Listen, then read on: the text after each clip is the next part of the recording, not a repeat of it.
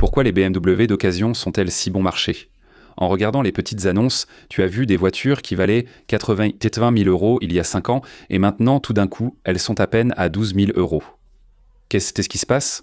Il y a plusieurs raisons à cela, mais devine quoi? En 2026, tout va changer. Ça veut dire que toi aussi, tu pourrais faire une super affaire, mais pas indéfiniment. Allons voir ça tout de suite. La vie est trop courte pour rouler en voitures ennuyeuses. L'une des principales raisons pour lesquelles elles sont si bon marché sur le marché de l'occasion, c'est qu'elles commencent pas à perdre de la valeur dès que tu les sors du concessionnaire.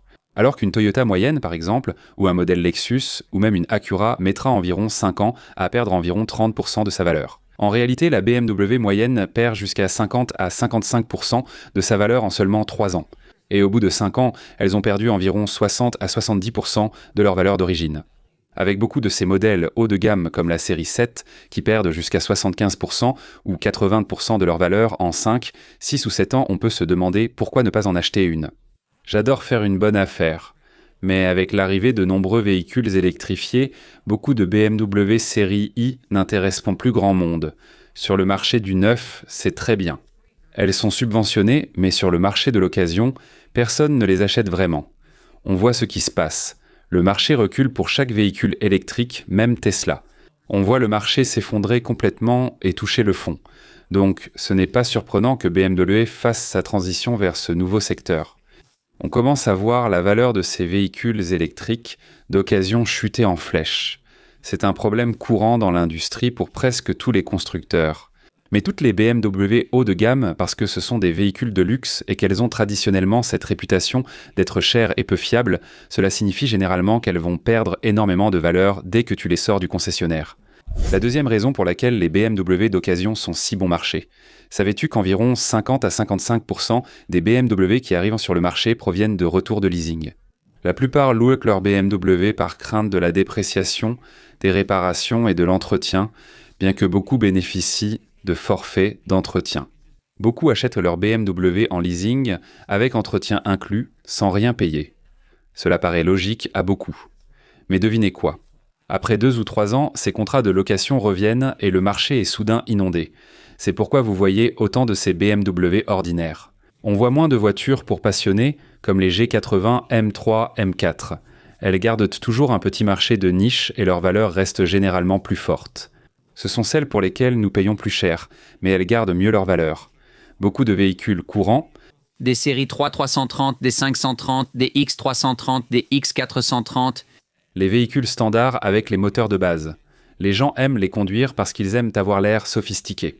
Ils arrivent au bureau près de leur patron, exhibant fièrement ce qu'il n'a pas, se montrant arrogants et excités. Les retours de location signifient mais qu'il y a une inondation de BMW ordinaires et banales, mais il y en a beaucoup, une énorme quantité. Donc si vous cherchez beaucoup de bonnes options de BMW, vous allez probablement remarquer qu'il y en a beaucoup qui ont entre 3 et 4 ans. À cause de cette inondation du marché, cela crée beaucoup de concurrence, ce qui fait baisser les prix. Comme les retours de location surviennent tous les 2 à 3 ans, cela entraîne un afflux constant de modèles ordinaires. Si c'est tout ce que vous cherchez, vous souhaitez simplement accéder à une BMW. Certaines offrent de bons moteurs comme le B48, un 4 cylindres turbo en ligne de 2 litres. C'est une transmission fiable. Bien sûr, même les B58 que vous pouvez trouver dans certaines des modèles 40 qui ne sont généralement pas des modèles d'entrée de gamme, mais vous allez trouver beaucoup de ce type de véhicules sur le marché. Il n'y a pas autant de B58, il y a beaucoup plus de 4 cylindres. Donc si ça vous va et que vous n'êtes pas trop difficile, vous pouvez faire de très bonnes affaires, si vous vous contentez peut-être même du modèle de base. Troisièmement, les coûts d'entretien sont plus élevés. Tout le monde le sait. Avez-vous déjà fait réviser une BMW? Sinon, ça pourrait vous surprendre. Maintenant, j'y suis habitué. J'ai toujours conduit des BMW et je les adore, elles tiennent leurs promesses. Quand j'entends dire que les BMW d'occasion ne sont pas chers, je suis prêt à sauter sur l'occasion et à trouver un super modèle, parce que c'est difficile à nier, mais ce sont bien les coûts d'entretien qui font fuir les gens. Et quand on pense à des choses comme les chaînes de distribution, presque toutes les BMW semblent avoir des problèmes de chaîne de distribution d'une manière ou d'une autre. Des N63 aux anciens modèles, les N20 vous les nommez, la liste des modèles avec des problèmes de chaîne ou de guide de chaîne est interminable. Beaucoup d'entre elles ont la chaîne de distribution côté cloison par feu. BMW fait souvent ce choix sur plusieurs moteurs, même le B58 obligeant parfois à sortir le moteur. Réparer une chaîne de distribution classique coûte souvent plusieurs milliers de dollars. De plus, de nombreux anciens modèles avèrent des pompes à eau électriques, ce qui entraîne le coût de leur remplacement. Sur certains moteurs 6 cylindres turbo, la pompe à eau et le thermostat sont ensemble, donc vous les changez simultanément. Honnêtement, c'est une réparation d'environ 500 $, pièces et main-d'œuvre incluses. Ce n'est pas donné. Même pour une simple vidange d'huile, on parle de 4, 5, voire 600 $, alors que la moyenne du secteur pour une Honda, une Toyota ou même une Lexus peut n'être que de 2 ou 300 $ pour une vidange. Comme on dit, la performance se paie. Pour moi, ça vaut le coup. Je fais la vidange d'huile une fois par an et j'espère ne jamais changer la chaîne de distribution. À mon avis, la réparation ponctuelle, c'est le prix à payer pour en profiter. Et c'est pourquoi acheter une BMW d'occasion sur le marché à bas prix représente une énorme victoire pour toi et moi, si tu peux tolérer et supporter le risque de réparation potentielle. L'entretien coûte cher. Déposer ton véhicule pour un voyant moteur allumé coûte au moins 250 € rien que pour le diagnostic. Ils te préviennent, mais ils ne verront pas ta voiture sans que tu signes une décharge acceptant de payer 250 $. Il peut s'agir d'un contrôle ou d'une réparation. Tu as peut-être déjà branché ton boîtier, comme moi plusieurs fois. Ne sois pas grossier. Ils disent « ce n'est pas suffisant, il faut quand même brancher et valider car notre équipement est supérieur ». À la fin de la journée, tu as un voyant moteur, c'est 250 $ plus les frais d'atelier, les gants en caoutchouc, les lubrifiants. On dirait une fête chez John Holmes. Voilà ce qui se passe. Les gens ignorent le coût jusqu'à ce qu'ils y soient là confrontés. C'est ainsi que certaines BMW d'entrée de gamme, moins chères, se retrouvent sur le marché de l'occasion à bas prix. Ce n'est pas très effrayant, mais il faut s'en souvenir. Certains moteurs sont à éviter, d'autres ne posent pas de problème. J'ai toujours dit que les B48 et les B58 sont vraiment des légendes à leur manière, mais il faut savoir ce qu'on achète. Et c'est une des grandes raisons pour lesquelles on peut faire de très bonnes affaires et pourquoi ils sont si bon marché sur le marché de l'occasion. Il y a une autre raison pour laquelle ils sont si bon marché, c'est qu'il y a une perception de fiabilité ou de grande complexité dans une partie de leur ingénierie. Et honnêtement, une partie de cela est très justifiée, et j'en ai fait l'expérience moi-même. J'ai eu un N54 avec des soucis de pompe à carburant haute pression, des fuites de liquide de refroidissement, des problèmes de support de filtre à huile, des cliquetis de wastegate et tout ce dont on parle. Je l'ai vécu. Et certains moteurs, vous ne voulez rien avoir à faire avec eux. Je suis d'accord, le N54 c'est de la camelote. Cela dit, si vous êtes un préparateur et que vous cherchez une bonne base, il a des pièces internes forgées, il peut encaisser. Je pense que le B58 est aussi modifiable, mais bien plus fiable, d'où des prix souvent plus élevés pour tout ce qui a un moteur B58. La M340i, la M440, ce sont des véhicules chers, même sur le marché de l'occasion, parce que tout le monde sait ce que c'est. Donc toutes les BMW n'ont pas ce problème de fiabilité. Certaines ont une réputation de durabilité, tandis que d'autres sont des échecs. Donc il faut vraiment faire ses recherches, mais c'est une préoccupation pour beaucoup de gens.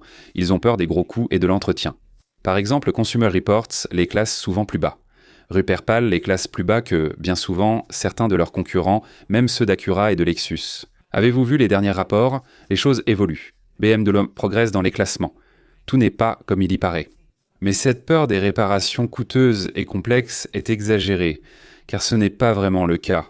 Certaines personnes ne font tout simplement pas leurs recherches, ne prennent pas le temps de s'informer parce que la rhétorique sur Internet fait que, de manière générale, les gens sont nerveux et inquiets concernant la fiabilité et le niveau élevé de complexité. Une des autres grandes raisons que j'ai trouvées pour lesquelles elles sont si bon marché sur le marché de l'occasion, c'est qu'il y a beaucoup de bonne concurrence. Si vous voulez, une BMW série 3 Mercedes propose une classe C, Audi a une A4, tout le monde a de la concurrence et il y en a encore plus maintenant. Vous avez Alfa qui arrive, Maserati qui arrive. Il y a beaucoup de marques qui arrivent. Vous avez aussi les Acura et les produits Lexus, comme la série IS de Lexus qui est l'un des véhicules les plus légendaires jamais fabriqués et qui est fiable. Acura, eh bien, ils disparaissent. Ils abandonnent certains de leurs produits, mais ils ont encore de très bons SUV dans leur gamme. Donc il y a tellement de concurrence que cela signifie simplement que BMW a un groupe plus restreint de personnes qui achètent leurs produits. En tant qu'acheteur de voitures d'occasion, vous avez de nombreuses opportunités pour faire de bonnes affaires. Peu offrent les mêmes sensations, encore moins des boîtes manuelles et une transmission intégrale performante, tout en gardant le comportement d'une BMW. Certains recherchent le luxe pour d'autres raisons. En plus de cela, maintenant avec la transformation vers un marché électrifié, encore plus de gens commencent à se dire « peut-être que je vais essayer une Tesla, peut-être que je vais essayer ces autres véhicules électriques ». Croyez-le ou non, il y a en fait des gens qui préfèrent conduire ce type de voiture. Oui, nous le voyons et l'entendons, mais cela empiète fortement sur leur espace et sur de nombreux clients potentiels de BMW. C'est pareil sur le marché secondaire. Il y aura finalement plus de gens qui chercheront des véhicules d'occasion. À mesure que BMW devient plus complexe, les gens se tournent en fait vers la concurrence. Lexus offre un excellent produit et de très bons véhicules sur le marché. Cependant, Lexus traverse aussi une période d'adaptation, mais il reste des options. C'est l'une des principales raisons pour lesquelles les prix baissent, car quand un véhicule a 5 à 10 ans, les gens veulent juste quelque chose de fiable. À ce stade, la plupart du temps, ils ne se soucient même plus de ce qu'ils conduisent. Ils veulent juste s'assurer d'avoir des coûts d'utilisation faibles. À mon avis, ce qui commence à se passer du côté de BMW, c'est une transformation de toutes leurs nouvelles plateformes basées sur leurs véhicules électriques. Il va y avoir une plus grande poussée vers les véhicules électriques. Il va y avoir encore plus de changements, même dans leurs véhicules à moteur thermique. Maintenant, BMW n'a pas arrêté du jour au lendemain. Ils n'abandonnent pas leurs véhicules à moteur thermique. Avec les véhicules à moteur thermique, ils doivent facturer d'autres services pour financer la recherche et le développement de la nouvelle génération. Les services d'abonnement apparaissent même sur les véhicules thermiques, les rendant encore plus chers. Moins de personnes voudront acheter une voiture avec un supplément mensuel pour la navigation et les sièges chauffants. C'est étrange, mais cela commence à arriver. De moins en moins de gens s'intéressent à la nouvelle technologie, à la transformation vers une nouvelle catégorie, aux services d'abonnement et à la complexité excessive, ce qui fait qu'il faut être un ingénieur pour pouvoir se connecter, comprendre et dépanner sa voiture. De plus en plus de personnes choisissent les G80 et des modèles des séries F et M, ce qui fait augmenter la valeur des anciennes voitures classiques. En termes de valeur, on va voir de plus en plus de ces modèles linéaires, des voitures à boîte manuelle, des voitures atmosphériques, des voitures avec des 6 cylindres en ligne. On va voir plus de ces véhicules recherchés partout, plus de gens à la recherche des anciennes générations. Donc ce qu'on va commencer à voir, c'est cette transition où les anciens modèles, qui étaient en très bon marché, vont commencer à prendre de la valeur. Vous allez en voir de moins en moins sur le marché, et les rares qui apparaîtront au début seront complètement usés, abîmés, cabossés et fatigués. Et les bons exemplaires vont se vendre à prix fort. Donc, en avançant vers 26, 27 et au-delà, on commencera à voir certains changements sur ce marché. Si vous êtes comme moi, je cherche déjà une excellente BMW d'occasion. J'ai déjà repéré une classe E ou une E90 avec bien sûr le 35 diesel. J'adore ce véhicule. J'adore le moteur M57.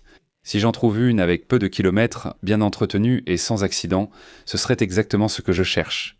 J'adore cette plateforme, elle est incroyable. C'est un peu à l'ancienne et c'est l'un des moteurs les plus durables. Qui ne voudrait pas d'un modèle à l'ancienne ? Les anciennes BMW d'occasion vont bientôt prendre de la valeur. Pour l'instant, elles sont abordables, mais cela va changer.